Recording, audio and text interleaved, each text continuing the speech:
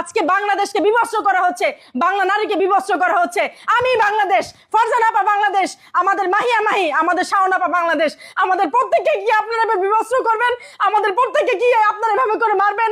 আজকে বাংলাদেশে 2.5 লক্ষ বীরাঙ্গনাকে এই দিনের জন্য হচ্ছে গিয়ে যে তাদের যে প্রাণের আত্মাহুতি দিয়েছিল, এই দিনের জন্য কি তারা সম্ভ্রম সবকিছু বিসর্জন করেছিল?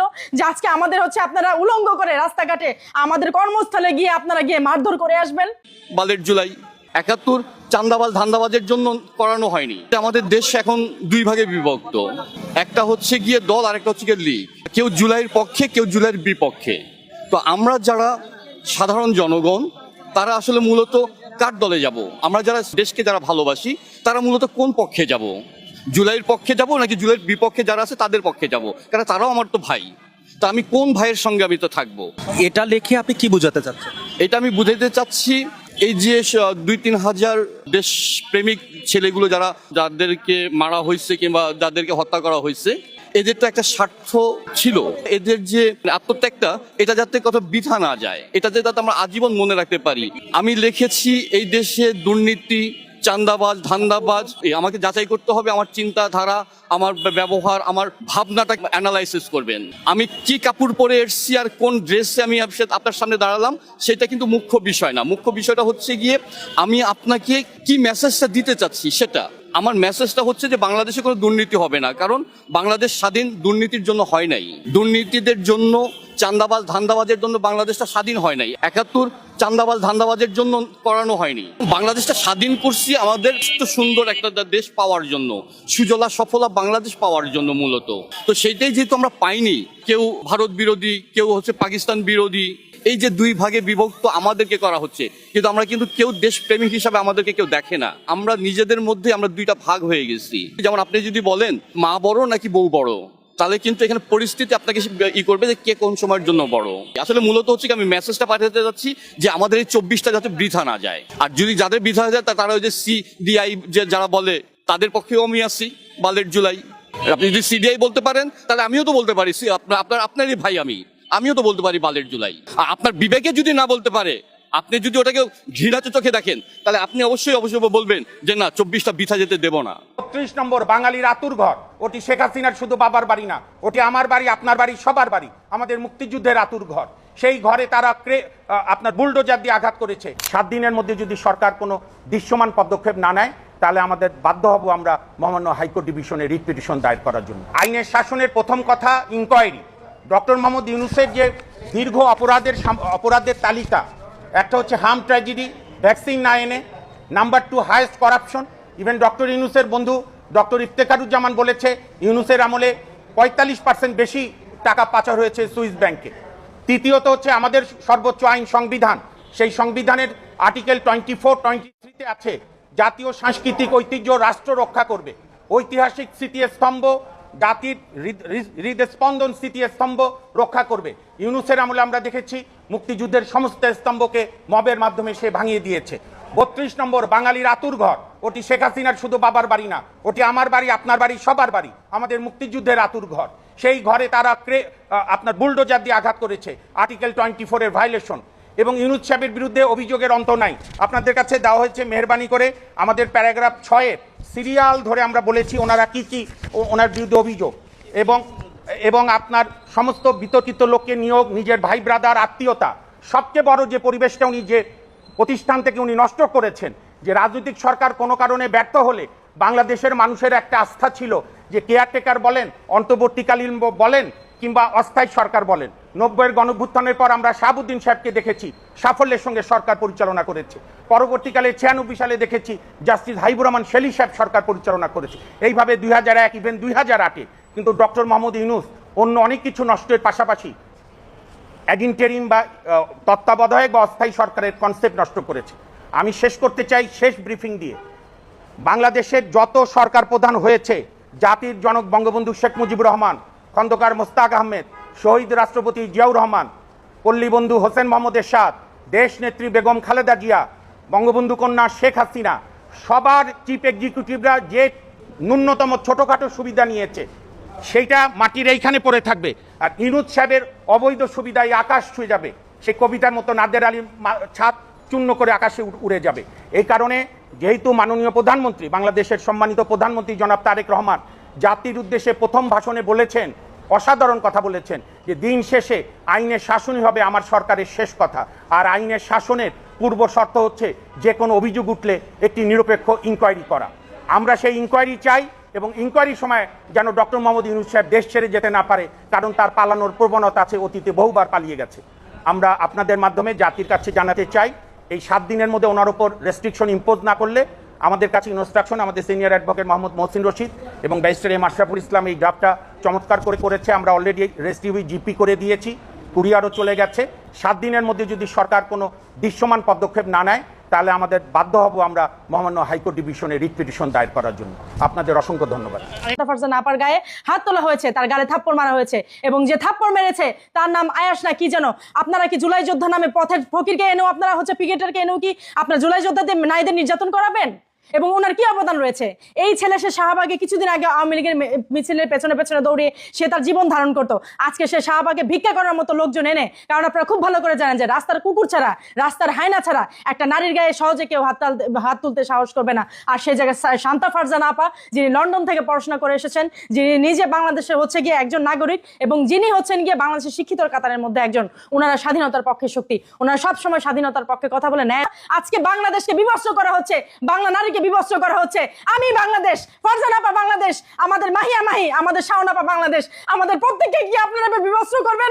আমাদের প্রত্যেককে কি আপনারা এভাবে করে মারবেন? আজকে বাংলাদেশে 2.5 লক্ষ বীরাঙ্গনাকে এই দিনের জন্য হচ্ছে গিয়ে যে তাদের যে প্রাণের আত্মাহুতি দিয়েছিল, এই দিনের জন্য কি তারা সম্ভ্রম সবকিছু বিসর্জন করেছিল? যে আজকে আমাদের হচ্ছে আপনারা উলঙ্গ করে রাস্তাঘাটে আমাদের কর্মস্থলে গিয়ে আপনারা গিয়ে মারধর করে আসবেন? কথা বলেন, নিষ্ঠার কথা বলেন। এবং আমি কয়েকবার শান্তা ফারজানা আপাকে খুব কাছ থেকে দেখার সৌভাগ্য আমার হয়েছে, এবং এর তীব্র নিন্দা এবং প্রতিবাদ জানাচ্ছি। আপনারা কি ভাবেন 71-এ তারামন বিবি, টেপি রানী এবং ডক্টর ফ্লোরা, ডক্টর জাহান যারা মারা গেছে, এবং ডক্টর সেলিনা পারভিন সড়ক নামে দেখবেন আপনার মগবাজের ডক্টর সেলিনা পারভিনের বাসা, এরা কি মারা গেছে? আমরা বারবার যুগে যুগে সেই সেলিনা, সেই তারামন বিবি হয়ে ফিরে এসেছি। আপনারা কি ভেবেছেন আজকে আপার গালে যেভাবে থাপ্পড় মারলেন, আজকে যদি আপা বেপর্দা হতো তাহলে আপনারা বলতেন যে সে বেপর্দা, এই জন্য তাকে মেরেছে। আজকে যদি আপা বেলাইনের কথা বলতে তাহলে বলতেন বেলাইনের কথা বলেছি। যদি আপা আজকে কোনো অন্যায় কথা নিয়ে অন্যায় প্রতিবাদ করতে তাহলে আপনারা বলতে পারতেন জুলাই যোদ্ধাদের, যে কে না বলে দেশের 20 কোটি মানুষ জুলাই যোদ্ধাদের ঘৃণা করে, দেশের 20 কোটি মানুষ জুলাই যোদ্ধাদের থু দেয়, তাদের মুখ যে বন্ধ করে আসেন, সেই সব মা বোনদের মুখ যে বন্ধ করে দিয়ে আসেন, সেটা তো পারলেন না। কেন শান্তা ফারজানা আপার গালে সে চড় মারলো? এবং পুরোটা ভিডিও যদি দেখি আমরা, দেখবেন যে শান্তা ফারজানা আপাকে একা হায়নার দল ঘিরে রেখেছে। আপা বীর দর্পে শুধু তাদের সাথে যেটা ন্যায় কথা, যেটা উচিত কথা সেটা বলছে। আপা যদি একটা হাত দিয়ে তার গায়ে একটা করতো, টাচও করতো, তাহলে বলতাম যে তার বিপক্ষে আপার গালে হচ্ছে এইভাবে করে থাপ্পড় মারা যায়। আপাকে হঠাৎ করে একটা থাপ্পড় মেরে তারা সবাই চলে গেল। তাহলে কি এনসিপি কে এগুলি করে বেড়াবে? আমাদের সবাইকে ধর্ষণ করবে? এনসিপির মা বোনদেরকে ধর্ষণ করবে? এনসিপির মা বোনদের বিচার কে করবে? এবং তারা যেগুলি করছে তাদের ঘরে মা বোন থেকে আমি চাই প্রতিবাদ শুরু হোক। এনসিপির মা বোন যারা আছেন, আপনারা কি মা বোন না? আমাদের একজনের গায়ে হাত দেওয়া মানে কি সবার গায়ে হাত দেওয়া না? আমরা কি মারা গেছি? আমরা মারা যাইনি, আমরা জীবিত আছি। মনে রাখবেন আমাদের মধ্যে সেই বীরাঙ্গনারা বসবাস করে, আমাদের মধ্যে হচ্ছে সেই তারামন বিবি, সেই ডক্টর ফ্লোরা পারভিন, এরা বসবাস করে। আমরা যদি আপার এই যে আপার গালে যে থাপ্পড় মারা হলো, এর যদি উচিত বিচার না হয়, আমরা সারা বাংলাদেশে এখন আমরা ডাক দিব, যদি 20 কোটি জনগণ হয়, এর মধ্যে 11 কোটি নারী, 11 কোটি নারীকে 68টা জেলা থেকে বের করে নিয়ে এসে আমরা মশাল জ্বালাবো। আর পারবেন না আপনারা। আজকে আপনারা রামিসা থেকে, আসিয়া থেকে আরম্ভ করে আজকে ফারজানা আপা পর্যন্ত, কালকে আমার ঘরে এক একজনের ঘরে ঢুকে আজকে যদি অফিসের সামনে কেচিকের তালা মারা, সেখানে গিয়ে আপাকে নির্যাতন করতে পারেন, আপনারা ঘরে গিয়ে আজকে আমাদেরও নির্যাতন করবেন। এর তীব্র প্রতিবাদ, তীব্র নিন্দা জানাই। এবং এই যে তারেক জিয়া সরকার, আপনার মেয়ে জাইমা, সেও কিন্তু আজকে নিরাপদ না। আপনি দেখতে পাচ্ছেন স্যার, এই জাইমার হচ্ছে গিয়ে গায়ে কি দেয়, জাইমার কাপড়ের নিচ দিয়ে কি দেখা যায়, জাইমার হচ্ছে ওড়নার নিচে কি দেখা যায়, এগুলো নিয়ে পর্যন্ত জামাত কথা বলে, এনসিপি কথা বলে। আপনি যদি আজকে এখান থেকে বিচার করতেন, আজকে এই ফারজানা আপা পর্যন্ত এগুলি হতো না। আপনার কাছে বিনীত অনুরোধ, ফারজানা আপার জন্য হচ্ছে আমরা বিচার চাই, আমাদের শাওনের জন্য বিচার চাই, আমাদের হচ্ছে গিয়ে রামিসার জন্য বিচার চাই, আমাদের আসিয়ার জন্য বিচার চাই, এবং আজ এই পর্যন্ত আমার জন্য আমি বিচার চাই। আপনারা যদি দেখতে চান যে বিভস্ত বাংলাদেশ, খুলেন আমাদের ক্যামেরার সামনে আনেন, আমাদের রাস্তায় ফেলে মারেন, তাহলে আমরা মরে যাবো। এই প্রতিবাদ আর কেউ করবে না। আমি তীব্র নিন্দা, এবং দেশের 68 জেলার যত নারীর আছে সবাইকে বলছি, আপনারা লং মার্চে আসেন, ঢাকা আসেন, এবং ফারজানা আপার এই বিচার আমরা চাই। আজকে ফারজানা আপাকে মেরেছে, কালকে আমাকে মারবে, পরশুদিন আপনাকে মারবে। আর সময় নেই ঘরে বসে থাকার। আপনারা সবাই বেরিয়ে আসুন, রাস্তায় বের হওয়ার সময় হয়ে গেছে। যেদিন যেদিন গণভবনের প্রধানমন্ত্রী শেখ হাসিনার ওনার আন্ডারগার্মেন্টসে উল্লাস করে, সেদিনই আমাদের সবকিছু ভুলণ্ঠিত হয়েছে, সেদিনই আমাদের স্বাধীনতা হারিয়েছি, সেদিনই আমাদের ইজ্জত হারিয়েছি, সেদিনই আমাদের ৭১ সংগ্রাম আরম্ভ হয়েছে। এবং আজকে আগস্টের প্রথম দিন তারা এই কাজ কেন করলেন জানেন? কারণ আমরা নারীরা মিডিয়ার সামনে কথা বলি, শান্তা ফারজানা আপা কথা বলে, শাওন কথা বলে, আমি কথা বলি, আমাদের পিয়াজ জান্নাত কথা বলে, যাতে আমাদের এই নারীদের দাবিয়ে রাখা যায় প্রথম দিন আগস্টের। আপনারা ভয়াবহ আগস্টের ভয়াবহতা আজকে থেকে দেখবেন, আজকে থেকে আবার শুরু হবে। আমি একজন সাধারণ মানুষ, আমার কোনো পোস্ট নেই, আমার কোনো পদবি নেই, আমার কিচ্ছু নেই। আমি কেন সাধারণ জনগণের জায়গা থেকে কথা বলতে পারবো না? কেন আমার টুটি চেপে ধরা হবে? কেন আমার গলা চেপে ধরা হবে? কেন আমাকে গালে থাপ্পড় মারা হবে? কি কারণে? এটা একটা গভর্নমেন্ট কান্ট্রি, 20 কোটি মানুষের জনগণের কান্ট্রি। এটা গভর্নমেন্ট কান্ট্রিতে বিএনপি থাকবে, জামাত থাকবে, এনসিপি, আপনারা সবাই যেহেতু থাকবেন, আপনাকে হজম করতে হবে প্রতিপক্ষের কথা, তা না হলে আপনি এই কান্ট্রিতে বসবাস করতে পারবেন না। উনি তো অন্যায় কিছু বলেনি, উনি জুলাই নিয়ে কটূক্তি, সেই সন্দেহে আপনি গিয়েছেন। সন্দেহ করে তো আপনি একটা নারীর গায়ে হাত তুলতে পারেন না। এবং বাংলাদেশ দণ্ডবিধি অনুযায়ী আপনার শাস্তির ব্যাখ্যা আমি দিচ্ছি। 2002 এবং 2000 অনুযায়ী নারী নির্যাতন এবং হামলার অপরাধের জন্য কঠোর শাস্তি বিধান রয়েছে। সেটা 0.65 এবং 6.7 ধারায় অপরাধের ধরন বুঝে শাস্তিকে যাবজ্জীবন কারাদণ্ড এবং মৃত্যুদণ্ড এবং নির্দিষ্ট মেয়াদে জেল এবং অর্থদণ্ড হতে পারে। এই যে কোনো একটা দণ্ডে দণ্ডিত হতে হবে এই আয়াসকে, এই ছাপড়িকে। টোকাই আজকে গায়ে হাত তুলেছে, কালকে জাইমার গায়ে হাত তুলবে। আর যদি আপনারা বিচার করতে না পারেন, আমরা UNESCO, UNICEF, world women rights এর কাছে যাব। বিদেশ থেকে আমরা হচ্ছে কি আমাদের জন্য সহযোগিতা চাইবো। আজকে আমরা বিভৎস হচ্ছি, আজকে আমরা রাস্তাঘাটে অপমানিত হচ্ছি। আপনাদের মা বোনরা স্বীকৃতি পাচ্ছে, আপনাদের মা বোনরা ঘরে রয়েছে, তাই বলে মনে করেন না যে তারাও আজকে হচ্ছে গিয়ে নিরাপদ আছে। একটা কথা মনে রাখবেন, রিটার্ন ল বলতে একটা জিনিস আছে। আজকে যে ফারজানা আপার সাথে যা করলেন এবং কালকে হচ্ছে গিয়ে রামিসার সাথে যা হলো, এই যদি আপনারা স্টেডিয়ামে গিয়ে তাকে যদি মৃত্যুদণ্ড দিতেন, আজকে এই পর্যন্ত হতো না। কিন্তু আপনারা ইচ্ছাকৃতভাবে একটা পিকেটার, একটা রাস্তার নর্দমার কিটকে আপনারা তুলে এনে আপনারা তাকে হচ্ছে গিয়ে একটা অভিসন্ধি দিয়ে তাকে দিয়ে আপাকে 2 গালে থাপ্পড় দিয়েছেন। কেন দিয়েছেন সেটাও আমরা জানি, যাতে উনি এখান থেকে থেমে যায়। আজকে এখান থেকে শুরু হলো, 68 জেলায় যাব, 68 জেলার নারীদের এক জায়গায় করবো আমরা। এবং কালকে থেকে দেখবেন যে নারীরা মশাল মিছিল, নারীরা ঝাড়ু নিয়ে, নারীরা দাবটি নিয়ে কিভাবে রাস্তায় নামে। আমাদের যখন আপনারা নির্যাতিত করবেন, মানুষের যখন পিঠ যখন রাস্তায় ঠেকে যায়, দেয়ালে ঠেকে যায়, মানুষ তখন নিজের সম্ভ্রম, নিজের ইয়ের জন্য ৭১ দেখেছেন না, মাইন্ড বেঁধে খোপার চুলের মধ্যে পিস্তল নিয়ে সেই টেপিরানি আর হচ্ছে ভানেসা পরিরা গিয়েছে। আমরা এখন থেকে তাই করব। কেন? যখন জুলাইতে যখন জুলাই করেছেন, আপনাদের জুলাইয়ের এই যে নারীরা যারা দেহের স্বাধীনতা, পোশাকের স্বাধীনতা চেয়েছে, তারা তো জুলাইতে মরিচের পানি স্প্রে, কাঁটা চামিচ, ছোট ছুরি নিয়ে বের হয়েছেন। তখন কেন বের হয়েছিলেন? তখন তো আপনাদেরকে বেইজ্জতি করে নাই। তখন শান্তা ফারজানা আপা নতুন ধারার, ওনারা হচ্ছে মুক্তিযুদ্ধের পক্ষে শক্তি। তো শান্তা ফারজানা আপার একটু আগে আমি একটা ভিডিও ভাইরাল হতে দেখলাম, সেটা দেখে আমার অনেক কষ্ট লেগেছে, অনেক খারাপ লেগেছে। এই দেশ এখন আইএমএ জাহিলিয়াত এবং ৭১-এর চাইতে কোনো অংশে, ৭১-এ পাকিস্তানিরা হচ্ছে নারীদের যে পরিমাণ নির্যাতন করতো, যে পরিমাণ নির্যাতিত হতো নারীরা, তার চাইতে কোনো অংশ কম হচ্ছে না। সেই রামিসা, সেই আসিয়া থেকে আরম্ভ হয়েছে। এখন আজকে 2026-এর আজকে এই দিন পর্যন্ত রাত 8টার সময়, 7:30 8টার সময় যে আপনারা এই পর্যন্ত আসবেন না, তখন কেন বের হয়েছিলেন? এখন আমাদের যেহেতু নিরাপত্তা আপনারা দিতেই পারবেন না, আমরা ওই অস্ত্র নিয়ে বের হবো, দেখবো আপনারা কি করেন। কারণ আমার নিরাপত্তার জন্য আমার চিন্তা করতে হবে। আমাকে আপনি বিভৎস করবেন, আমি তাকিয়ে দেখবো, নেভার থিঙ্ক ইট। এটা কখনোই চিন্তা করবেন না। বাংলাদেশের আইনে সব জায়গায় যেহেতু আমাদের জন্য নিরাপত্তা আছে, আমরা সেই নিরাপত্তা চাই। নিরাপত্তা দিতে পারবেন না, 68 জেলার আমরা যত নারীরা আছি সবাই এক জায়গায় হবো এবং আমাদের নিরাপত্তার জন্য আমাদের যা যা করতে হয় তাই করবো। এই জামাতের একটা ভদ্র মুখোশ পইরা রাতে যায় জিন্স টপস পইরা নাইট ক্লাবে, আর দিনে আসে হলো সাদা শকুনের কাছে মুখোশ পইরা। কোনটা বউ আর কোনটা 3 নাম্বার বউ আর কোনটা 4 নাম্বার বউ বোঝার উপায় নাই। আদৌ তারা বউ না ডার্লিং না প্রেমিকা? সংসদে যে আসে আদৌ আসলে ওই মহিলাগুলাই মহিলা এমপি কিনা আমাদের কিন্তু বোধগম্য না। এরা সম্পূর্ণ দেশ বিরোধী কাজে লিপ্ত। এরা সব সময় এই একটা ভান ধরে থাকে, কিন্তু রাতে ঠিকই যদি দেখবেন, এই যে গতকালকের একটা ভিডিও দেখলাম, প্রত্যেকটা লোকেরা বিভিন্ন জায়গাতে তারা বাড়ি ঘর লুটপাট করছে, দখল করছে, তারা বিভিন্ন জায়গা দখল করছে। কেউ যদি সাধারণ জনগণ একটা রিক্সা হলেও যদি আওয়ামী লীগ নিয়ে কথা বলে, তার সেই রিক্সাটাও কেড়ে নেওয়া হয়। এটা কোন গণতন্ত্র? ও নিজের বেলায় 16 আনা, হ্যাঁ, নিজের বেলাতে 16 আনা। আমি বললে সব্বু, আর অন্য কেউ বললে ঝাড়াফু হয়ে যায়, তাই না? মানে এই যে কথায় আছে না যে কথায় আছে না যে মানে সবকিছু আমি করব, আমি খাবো, কোনো সমস্যা নাই, কিন্তু অন্যজন যদি ছিটে ফোটা চোখে দেখে ওইটা বিরাট সমস্যা। তাই আমি লুচ্চামি করব, আমি এনসিপির মেয়েদেরকে নিয়ে হি করব, চুম্মি খাবো, কোনো সমস্যা নাই। আমি তারেক জিয়ার মেয়ে জাইমা রহমানের নোংরা ভিডিও করব, আমি শেখ হাসিনার নোংরা ভিডিও করব, কোনো সমস্যা নাই। কিন্তু আমাদেরকে যদি সাদা শকুন বলা হয়, তাতে আমাদের সমস্যা। কেন আমাদের সাদা শকুন বলা হয়? এটা আমাদের সমস্যা। এই সব জারজগুলো, এরা পাকিস্তানের অবৈধ সন্তান। অতীতে এরা ঘাপটি মেরেছিল, সাধারণ জনগণ বুঝতে পেরেছিল না এদের প্ল্যান, এদের ডিপ স্টেট এগুলো বুঝতে পেরেছিল না, জন্য আন্দোলনে শরিক হয়েছিল। এই জারজগুলো ভাবতেছে যে পরবর্তীতে আবার শেখ হাসিনা আসবে যখন আবার নামবে মাঠে। একেবারে আমার ক্ষেতে, আমার যে ক্ষেত আছে সেই ক্ষেতে সুন্দর সুন্দর মরিচ গাছ হয়েছে, একেবারে মরিচ গুলা তুইলা বাইটা আমি ফ্রিজে রেখে দিতেছি। এই এনসিপির এক একটা মহিলা নেত্রী আর এই জামাতের এক একটা ভদ্র মুখোশ পইরা রাতে যায় জিন্স টপস পইরা নাইট ক্লাবে, আর দিনে আসে হলো সাদা শকুনের কাছে মুখোশ পইরা। কোনটা বউ আর কোনটা 3 নাম্বার বউ আর কোনটা 4 নাম্বার বউ বোঝার উপায় নাই। আদৌ তারা বউ না ডার্লিং না প্রেমিকা, সংসদে যে আসে আদৌ আসলে ওই মহিলাগুলাই মহিলা এমপি কিনা আমাদের কিন্তু বোধগম্য না। এরা সম্পূর্ণ দেশ বিরোধী কাজে লিপ্ত। এরা সব সময় এই একটা ভান ধরে থাকে, কিন্তু রাতে ঠিকই যদি দেখবেন, এই যে গতকালকের একটা ভিডিও দেখলাম, এই পাটোয়ারি, এই জুলাই যোদ্ধা, এদের প্রত্যেকের কিন্তু বিচার হবে। এরা কিন্তু বিচারের আওতায় আনা হবে, এরা কিন্তু বিচারের বাইরে থাকবে না। এবং আপনারা এই যে এতগুলি পুলিশ মারা গেল, এই পুলিশ মারা গেল, এদের কোনো বিচার আপনারা করলেন না। এক একটা পরিবারের সোর্স অফ ইনকাম যেসব পুলিশরা ছিল, তাদের পরিবার কিভাবে চলছে, তাদের বউ কিভাবে চলছে, তাদের বাচ্চারা কিভাবে চলছে, তাদের বাবা মা কিভাবে আজকে দিন যাপন করছে, এগুলি কোনো কিছুর কিন্তু কোনো সুরাহা কিন্তু আপনারা করলেন না। পুলিশরা কি পুলিশের চাকরি করে কি মাথা বেঁচে দিয়েছে আপনাদের কাছে যে এতগুলি পুলিশ মারা গেল? এগুলির কোনো তো বিচার আপনারা করলেনই না।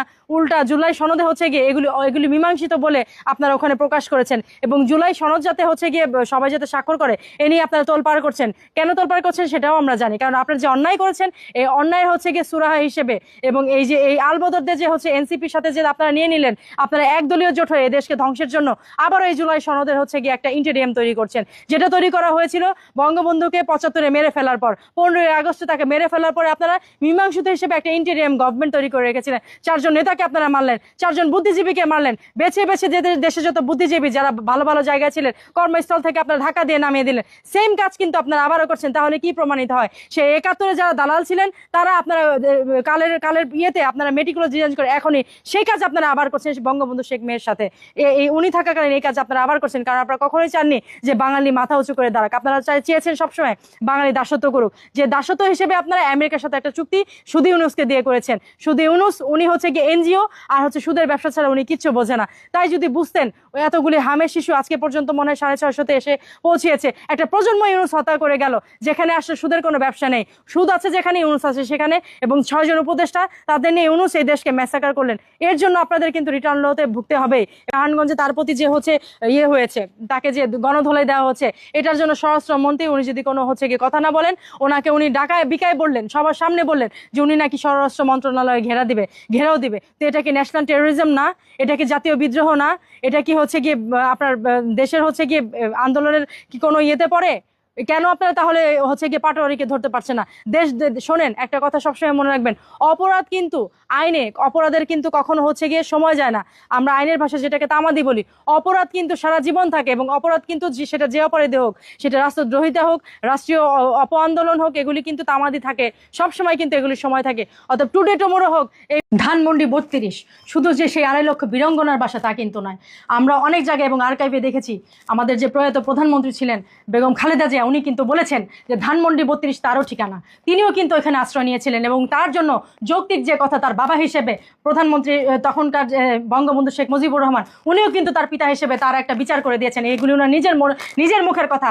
এবং আমাদের যে এরশাদ সরকার ছিলেন, তিনিও কিন্তু বঙ্গবন্ধু শেখ মুজিবুর রহমানকে স্মরণ করতেন। এবং তারেক জিয়া সাহেব, তিনি কিন্তু তার যে প্রথম সরকার পরিচালনা করেছিলেন, বঙ্গবন্ধুর নাম কিন্তু উনি নিয়েই কিন্তু সংসদ শুরু করেছিলেন। তো কাকে আপনারা অস্বীকার করবেন? যেখানে তারেক জিয়া আজকের এই আপনাদের এত চাপের মুখে বঙ্গবন্ধুর নাম বলেছে, তারপরে আপনারা চিন্তা করে দেখেন যে পারবেন কিনা বঙ্গবন্ধুকে আপনারা শেষ করতে। ধানমন্ডি 32 আপনারা ভাঙলেন, আপনাদের বিচার তো হবে আল্লাহ সুবহানাহু ওয়া তাআলার দরবারে। এবং আরেকটা কথা মনে রাখবেন, ধানমন্ডি 32 এটা শুধু তাদের ঠিকানা না, এটা পুরো জাতির ঠিকানা। আজ আমাদের পর্যন্ত ধানমন্ডি 32 ঠিকানা। মনে রাখবেন, ওটাকে ঘুরিয়ে দিলেই ফুরিয়ে যায় না। আমরা আবার সংরক্ষিত করবো 32কে 32 তালা বানাবো, এবং ধানমন্ডি 32 মাথা উঁচু করে দাঁড়িয়ে থাকবে। যতদিন বাঙালি থাকবে, যতদিন পদ্মা মেঘনা যমুনা থাকবে, যতদিন হচ্ছে এই স্লোগান থাকবে যে বীর বাঙালি অস্ত্র ধরো বাংলাদেশ স্বাধীন কর, তোমার আমার ঠিকানা পদ্মা মেঘনা যমুনা। যতদিন জয় বাংলা থাকবে, ততদিন হচ্ছে ধানমন্ডি 32 থাকবে। মনে রাখবেন, আমার আপনার পরিবারে আমার বাপদাদা, আমার 14 গোষ্ঠীর কেউ 14 বছর জেল খাটেনি। জেল কেটেছিল বঙ্গবন্ধু একা, আর কেউ খাটেনি। তার জীবনের 24টা বসন্ত উনি শেষ করে দিয়েছেন এই বাঙালির জন্য। তো সেই পিতাকে আপনারা যারা অস্বীকার করেন, আপনারা যারা আজকে প্রশ্নবিদ্ধ করেছেন, আপনারা আজকে তাকে নিয়ে যারা বিতর্ক সৃষ্টি করেছেন, মহাকাল আপনাদের বিচার করবে। একটা মানুষ এই পৃথিবীতে নেই, তার অস্তিত্ব আজ বেঁচে আছে। আমরা আজ পর্যন্ত তাকে লালন করি। করি, 20 কোটি লোক তাকে লালন করে। চাইলেও আপনারা বঙ্গবন্ধুকে শেষ করতে পারবেন না। বঙ্গবন্ধু বাংলাদেশের, বঙ্গবন্ধু আমাদের সবার। আওয়ামী লীগের একার কোনো সম্পত্তি বঙ্গবন্ধু না। বঙ্গবন্ধু কালে কালে যুগে আমাদের সবার। উনি মরে যাননি, উনি মহাজাগতিক সফরে গিয়েছেন, উনি আমাদের ভেতরে থাকবেন। এখনো জয় বাংলা বলে আমাদের গায়ে অনুরণ হয়, এখনো জয় বাংলা বলে তোরা ভয় পাস। এবং তোরা যে আন্দোলন করেছিলি, এই আন্দোলনের মূল ছিল যে সে বঙ্গবন্ধুর বাংলায় বৈষম্যের ঠাঁই নাই। অতএব মনে রাখিস, সাধু তোরা সাবধান, তোদের জন্য বঙ্গবন্ধু আমাদের রেখে গেছে এবং বঙ্গবন্ধু আমাদের অস্তিত্বে লালন করি। সেই বাঙালি আমরা যাতে বাঙালি, আমরা বাঁশকে অস্ত্র বানিয়ে তোদের মারতে পারি। তিতুমিরের বাঁশের কেল্লা থেকে আরম্ভ করে 71 পর্যন্ত যত কৃষক ছিল, যত কামার চামার ছিল, তারা সবাই নিরস্ত্র ছিল, তাদের কোনো অস্ত্রের ট্রেনিং ছিল না, কিছু ছিল না। কিন্তু বঙ্গবন্ধুর এক কথায় যে জয় বীর বাঙালি অস্ত্র ধরে বাংলাদেশ স্বাধীন করো, ঘরে ঘরে প্রতিরোধ দুর্গ গড়ে তোলো, এই এক কথায় যদি হ্যামিলিনের বাসিওয়ালার মতো তারা অস্ত্র ধরতে পারে, যে কৃষক শুধু হাতে শুধু কাঁচি ধরতো, সেই কৃষক যদি মনে কর এভাবে করে কাঁচি কাটা করতে পারে পাকিস্তানিদের, আমরাও পারবো। অতএব 15ই আগস্ট থাকবে, বঙ্গবন্ধু থাকবে, আওয়ামী লীগ থাকবে, তোরা কেউ কিছু করতে পারবে।